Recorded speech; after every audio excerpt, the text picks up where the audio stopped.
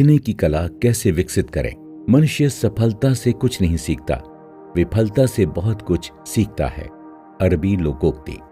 यदि मनुष्य सीखना चाहे तो उसकी हर भूल उसे कुछ शिक्षा दे सकती है। महात्मा गांधी। शिक्षा का मतलब केवल पढ़ना लिखना सीख लेना ही नहीं है, इसका मतलब है व्यक्तित्व का विकास। इसके बिना मनुष्य उन्नति की चोटी पर नहीं पहुंच सकता। Sweat Marden. प्रिय श्रोताओ, स्मरण शक्ति बढ़ाने में आपके सीखने की कला का बहुत महत्वपूर्ण योगदान होता है। जाहिर सी बात है कि जब तक आप किसी चीज को समझेंगे नहीं, फिर उसे कैसे याद रख पाएंगे। इसलिए आज हम सीखने की कला के बारे में चर्चा करेंगे। मुझे पूरा यकीन है कि ये कला आपकी मेमोरी पावर को चौगुना करने में अहम भूमिका निभाएगी।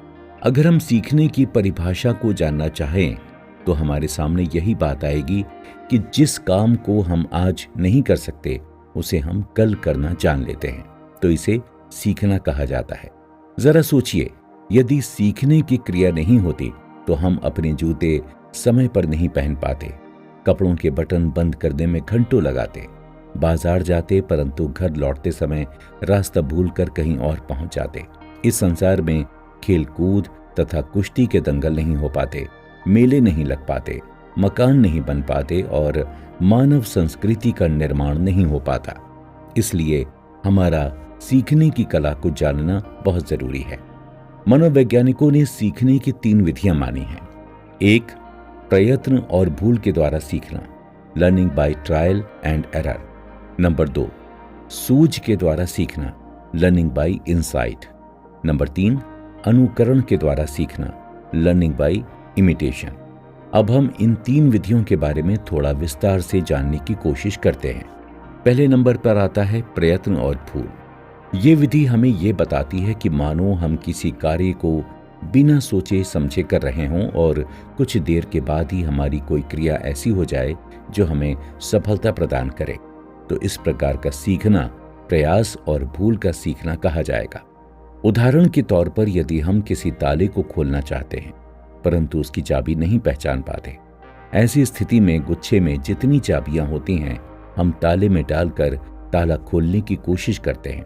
कुछ कोशिशों के बाद हमें सफलता मिल जाती है और हम ताला खोलने में सफल रहते हैं। यदि हम इसी क्रिया को बार बार दोहराएं तो हमें हर बार कुछ कोशिशों के बाद सफलता मिल जाती है और हम सही चाबी का प्रयोग करना सीख लेते हैं। साथ ही साथ यदि हम इसका रिकॉर्ड बनाते जाएं तो पता चलेगा कि ज्यों-ज्यों हमारा अभ्यास बढ़ता जाता है हम कम प्रयासों में ही सही चाबी ढूंढ निकालते हैं और अंत में एक ही प्रयास में ताला खोल सकते हैं। इसी भूल और प्रयास के द्वारा सीखने की क्रिया सफल होती है। सूझ के द्वारा सीखना, इसे हमारी तीसरी आंख यानी अंतर्दृष्टि यानी इंसाइट के द्वारा सीखना भी कहा जाता है। जब हम किसी परिस्थिति अथवा किसी मुश्किल को अच्छी तरह समझ लेते हैं और तर्क वितर्क के द्वारा उसका समाधान ढूंढ लेते हैं तो ये सूझ के द्वारा सीखना कहा जाता है। दूसरे शब्दों में हम कह सकते हैं कि समझ के आधार पर सीखना ही सूझ के द्वारा सीखना होता है। इस प्रकार के सीखने में हम अपने पहले के अनुभवों को भली भांति मिलाकर नई स्थितियों में काम कर सकते हैं। मान लीजिए हमें एक ऐसी जगह पर जाना है जिसकी दूरी लगभग 200 किलोमीटर है। वहां हमें कल शाम के पहले ही पहुंचना है। ऐसी स्थिति में हम रेलवे टाइम टेबल देख सकते हैं, इंटरनेट से उसके बारे में जानकारी लेते हैं और ये जान लेते हैं कि वहां कौन कौन सी गाड़ी या बस हमें समय से पहले पहुंचा सकती है। हमारे इसी प्रयास को सूझ के द्वारा सीखना कहा जाता है। अनुकरण के द्वारा सीखना, आज बहुत से मनोवैज्ञानिक अनुकरण की विधि को सबसे प्रधान बताते हैं। वास्तव में अनुकरण एक प्रकार की सामाजिक क्रिया है। आज का युग समाज प्रधान युग है। अनुकरण की क्रिया की शुरुआत समाज के संपर्क में आने के बाद ही संपन्न होती है। कुछ विद्वानों के अनुसार पूरे समाज का ढांचा अनुकरण पर ही आधारित है। अनुकरण का अर्थ है कि किसी को देखकर वैसा ही कार्य करना। मनुष्य समाज में रह रहकर रीति रिवाजों, परंपराओं, लोक रीतियों आदि का पालन अनुकरण के आधार पर ही करता है। इसलिए समाज की छाप व्यक्ति के व्यक्तित्व में स्पष्ट रूप से झलकती है। प्रत्येक समाज की संस्कृति पीढ़ी दर पीढ़ी अनुकरण के आधार पर ही आगे बढ़ती है। सीखने के नियम, लॉज ऑफ लर्निंग। सीखने के 3 नियम हैं। 1 तत्परता का नियम, लॉ ऑफ रेडीनेस। 2 अभ्यास का नियम, लॉ ऑफ एक्सरसाइज। तथा 3 प्रभाव का नियम, लॉ ऑफ इफेक्ट। तत्परता का नियम। तत्परता सीखने का मुख्य आधार है। जो शरीर सीखने के लिए जितना तैयार होगा वो उतनी ही तेजी से सीखता है। जब शरीर तत्परता की स्थिति में होता है तो वो सामग्रियों को तत्काल ग्रहण कर लेता है। परीक्षाओं के दिनों में विद्यार्थी अपना विषय सीखने के लिए तैयार होते हैं, तत्पर होते हैं। वो थोड़ा सा बता देने पर ही याद कर लेते हैं। अभ्यास का नियम। अभ्यास सीखने का महत्वपूर्ण आधार है।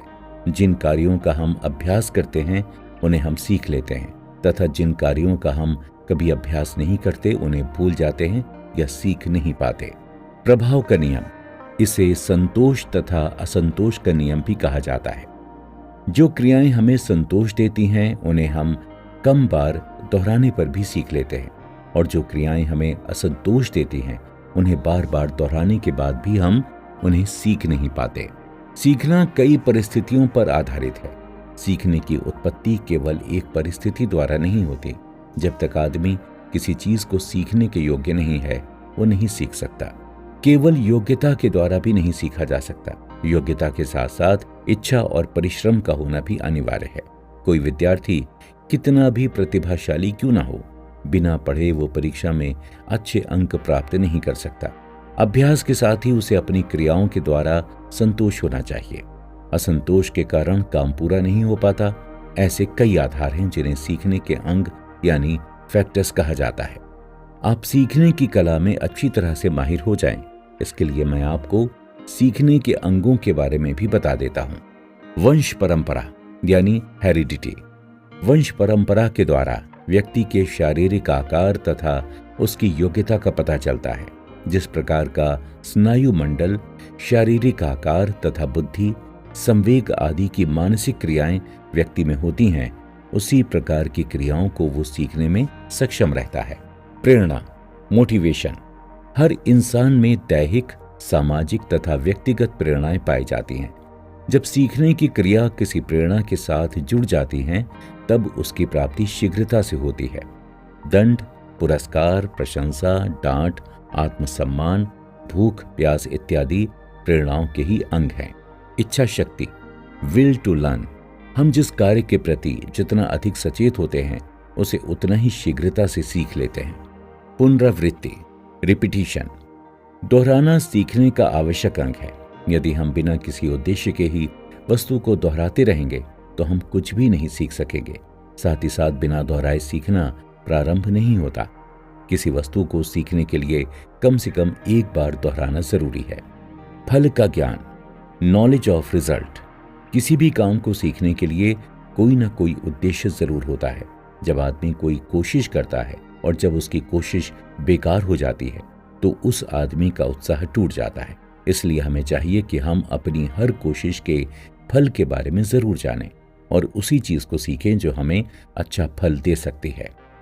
सीखने की कला विकसित करने के लिए कुछ सुझाव। हम कोई भी चीज उसी समय सीख सकते हैं जब हमारा मन मस्तिष्क उसे सीखने के लिए तैयार होता है।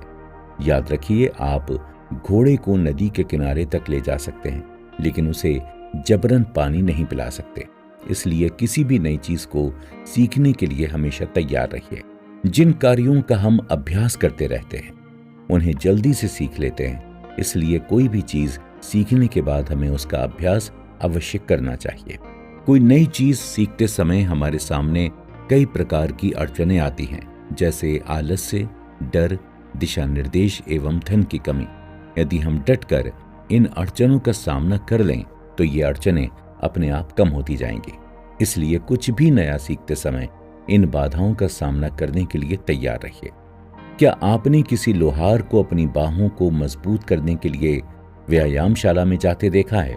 नहीं देखा होगा, क्योंकि बाहें मजबूत करने के लिए लोहार का लोहा कूटना ही काफी होता है। इसी प्रकार किसी अकाउंटेंट पर नजर डालेंगे तो आपको हिसाब किताब में बिल्कुल परफेक्ट दिखाई देगा, क्योंकि हिसाब किताब करना उसकी आदत जो बन गई है। सीखने का कोई अंत नहीं है। ये ना समझें कि आपने सब कुछ सीख लिया है। हम जितना अधिक देखते, सुनते या महसूस करते हैं उतने ही हमारे अनुभव बढ़ते जाते हैं। इसलिए सीखने की क्रिया को सतत मानते हुए आप हर नई बात सीखने के लिए तैयार रहिए। जब किसी चीज को सीखते समय हमें खुशी मिलती है, तब हम उस चीज को आसानी से सीख लेते हैं। इसलिए आपको चाहिए कि नए प्रयोगों को करते समय व नए विचारों को प्रयोग में लाते समय आनंद का अनुभव करें।